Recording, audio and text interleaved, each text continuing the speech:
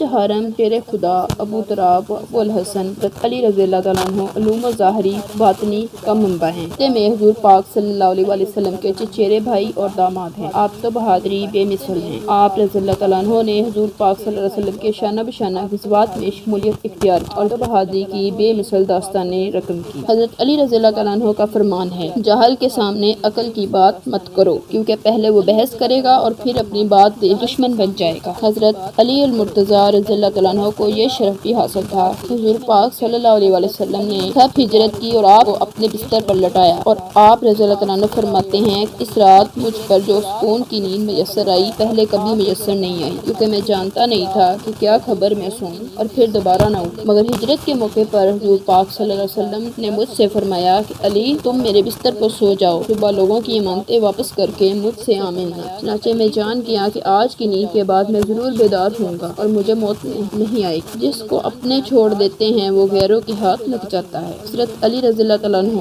نماز کی فکر اپنے اوپر فرض کر لو، خدا کی قسم دنیا کی فکر سے آزاد ہو جاؤ گے، کامیابی تمہارے قدم چومے گی۔ حضرت علی رضی اللہ تعالیٰ عنہ کے پاس ایک عیسائی اور یہودی آئے اور آپ کو لاجواب کرنے کے لیے سوال کیا، اے علی رضی اللہ تعالیٰ عنہ، یہ بتاؤ وہ کون سی چیز ہے جو ہم تو دیکھتے ہیں پر اللہ نہیں دیکھتا؟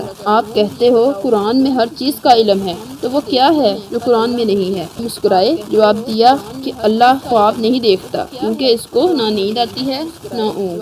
دوسرا یہ کہ قرآن میں سب کچھ لکھا ہے پر جھوٹ نہیں لکھا۔ لوگوں کے عیبوں سے اس طرح غافل ہو جاؤ جیسے سوتے وقت تم دنیا سے غافل ہو جاتے ہو۔ حضرت علی رضی اللہ تعالیٰ عنہ کا انکسار۔ ایک دفعہ امیر المومنین حضرت علی کے سامنے کسی آدمی نے کوئی مسئلہ پیش کیا، آپ اس کا جواب دے رہے تھے کہ حاضر بن مجلس میں سے ایک شخص بول پڑا، اے ابو الحسن، آپ جو کچھ فرما رہے ہیں اس سے یہ مسئلہ حل نہ ہوگا۔ علی رضی اللہ تعالیٰ عنہ نے اس کی بات نہایت تحمل کے ساتھ سنی اور فرمایا، اچھا تیرے پاس اس کا مسئلے کا حل کیا ہے؟ اس آدمی نے اپنی رائے ظاہر کی۔ شاہ مردہ نے اس کا جواب پسند فرمایا اور فرمایا، ہاں کا حل بہتر ہے۔ حضرت علی رضی اللہ تعالیٰ عنہ باپ علم تھے اور دین و دنیا کے بادشاہ تھے، لیکن انہوں نے ایک دوسرے آدمی کا مشورہ خندہ پیشانی سے قبول کیا۔ کوئی اور بادشاہ ہوتا تو اس کو دھکے مار کر اپنی مجلس سے نکال دیتا۔ علی رضی اللہ تعالیٰ عنہ کے اقوال، اگر تیرا غلام اللہ تعالیٰ کی نافرمانی کرے تو اسے سزا دے، اگر تیرا حکم نہ مانے تو اس سے درگزر کر۔ حضرت علی رضی اللہ تعالیٰ عنہ کے لیے جنت کی بشارت۔ ایک انصاری عورت نے نبی پاک صلی اللہ علیہ وسلم اور آپ صلی اللہ علیہ وسلم کے صحابہ کرام رضی اللہ تعالیٰ عنہ کی اپنے گھر کھانے کی دعوت کی۔ جو کھانا اس نے تیار کیا تھا، چنانچہ رسول پاک صلی اللہ علیہ وسلم اس عورت کے گھر تشریف لے گئے اور گھر کے صحن میں بیٹھ گئے۔ لوگ آپ صلی اللہ علیہ وسلم کے ارد گرد بیٹھ گئے۔ نبی پاک صلی اللہ علیہ وسلم نے ارشاد فرمایا، ابھی تمہارے پاس ایک جنتی آدمی آئے گا۔ پھر آپ صلی اللہ علیہ وسلم نے اپنا سر مبارک چھپا لیا اور فرمایا، اے اللہ، اگر تو چاہے تو آنے والا شخص علی رضی اللہ تعالیٰ عنہ ہو۔